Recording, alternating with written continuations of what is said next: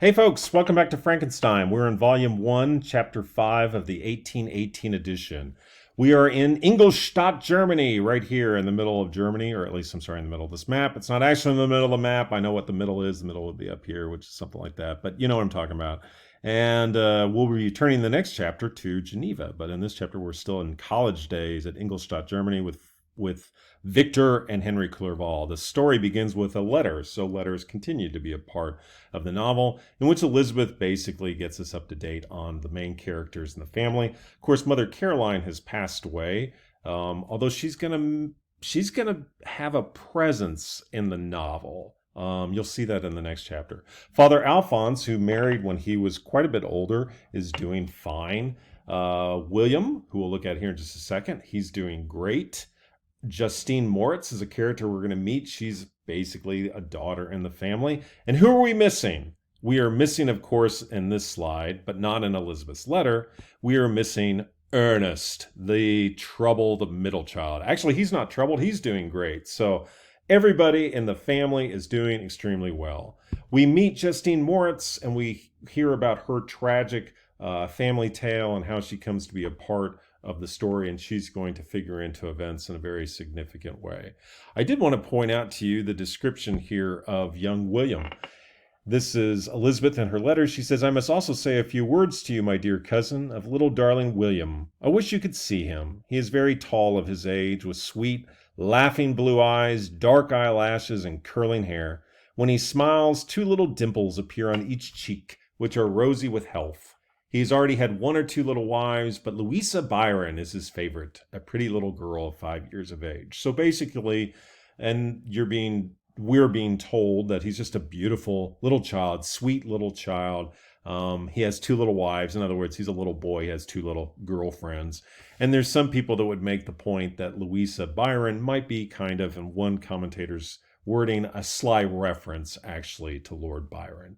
Possibly. Very much possibly. But I did also want to point to how this fits in with this theme we were talking about, physiognomy, right? Where your outward appearance is a way of demonstrating your inner character, who you are on the inside. So if that's the case again here, you see that William is beautiful on the outside, which indicates a beauty on the inside. This is an important thing for us to catch this depiction of William, especially in the next few chapters to come.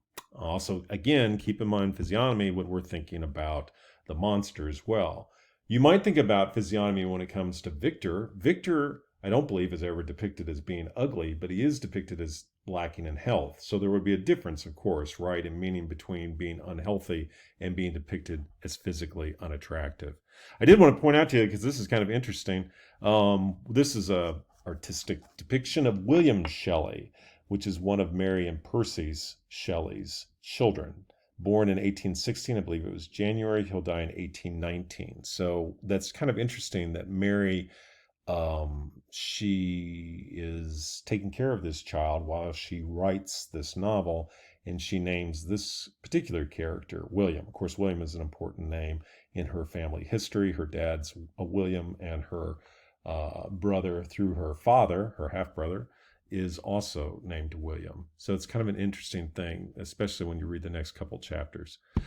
What's happened in this story, we find out, of course, is that Victor, who absolutely was 100% in love with science, after the creation of the monster, is no longer in love with science. He's no longer a fan. In fact, if someone talks with him about it, it upsets him greatly. He's had a serious health crisis after doing that, after creating the monster, and his friend Henry has shown up to nurse him back to good health.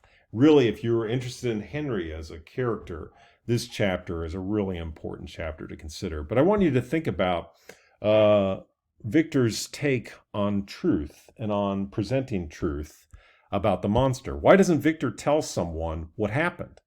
Why doesn't he tell Henry? It's interesting if you go back, think about what does Henry actually know. Back in chapter 4, this talks about pretty much immediately after he had made the monster, he goes into this health crisis. Victor goes into this health crisis. And in chapter 4, it says, "The form of the monster on whom I bestowed existence was forever before my eyes, and I raved incessantly concerning him. Doubtless my words surprised Henry. Henry's his nurse. He's taking care of his very sick friend, and he hears all of this, right? He says he at first believed them to be the wanderings of my disturbed imagination, so he blamed it on the fever or whatever. But the pertinacity, the stick-to-itiveness, he just keeps talking about it again and again, with which I continually recurred to the same subject, persuaded him that my disorder indeed owed its origin to some uncommon and terrible event. So Henry at first thinks, this guy's just sick, but then he keeps talking about it again and again and again. So Henry thinks there's got to be something that happened. Whatever that is, we don't know. If you get into chapter 5, though, you'll find that Henry again he has access to a lot of things. That's a lot of Victor's stuff. I mean, he's rooming with him. He's at his Airbnb, I guess. So it says, when I was otherwise quite restored to health, this is Victor, the sight of a chemical instrument would renew all the agony of my nervous system. So if he sees even, a test tube, it throws him off. Henry saw this and had removed all my apparatus from my review. So Henry goes up into that laboratory and he takes all that stuff out. He gets rid of it.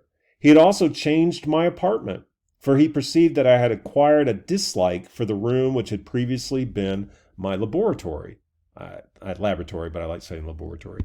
So a little bit later on in chapter 5 as well, when Victor's talking about his discussions with his professors and how that's very painful for him, Clerval is good to change the subject because Clerval has good people skills. He recognizes folks. It says here, Clerval, whose eyes and feelings were always quick in discerning the sensation of others, declined the subject, alleging in excuses total ignorance, and the conversation took a more general turn. So they're talking about chemistry. He can tell that Victor's not happy, so he changes the subject. Victor then says, I thanked my friend from my heart. He doesn't actually say this.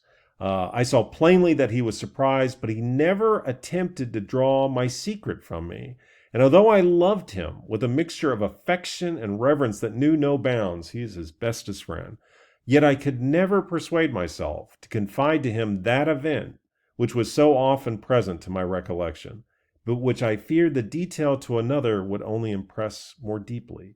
So, as we continue reading the rest of the story, consider Victor's choice concerning whether he will tell anyone the story, whether he will reveal the full truth. You might also consider that in connection to his responsibilities at times. Truth, responsibility, Victor. Think about that a little bit. A lot of time passes in this chapter, a considerable amount of time, really, year and a half, roughly, right? You can check me out on it, but I believe that's correct. And Victor, it's springtime again, and the trees are blooming, and the flowers are out, and everything's good. The chapter's ending on this really beautiful note, right? Victor is feeling a lot better. Everyone's in good shape. His dad's in good shape. Ernest, Elizabeth, Justine, everyone is in good shape. William's in good shape. I mean, Henry finally gets to do something fun. He doesn't have to just be the nurse to this guy. He can go out and see the town. So the chapter is ending. The setting is setting us up, right, for something good, right? It's beautiful. It's springtime. Everything is going good. It looks like a very happy ending. But of course, we know that there's a monster out there. And so the chapter is going to end with basically the calm before the storm. All right, I'll talk to y'all later. Bye.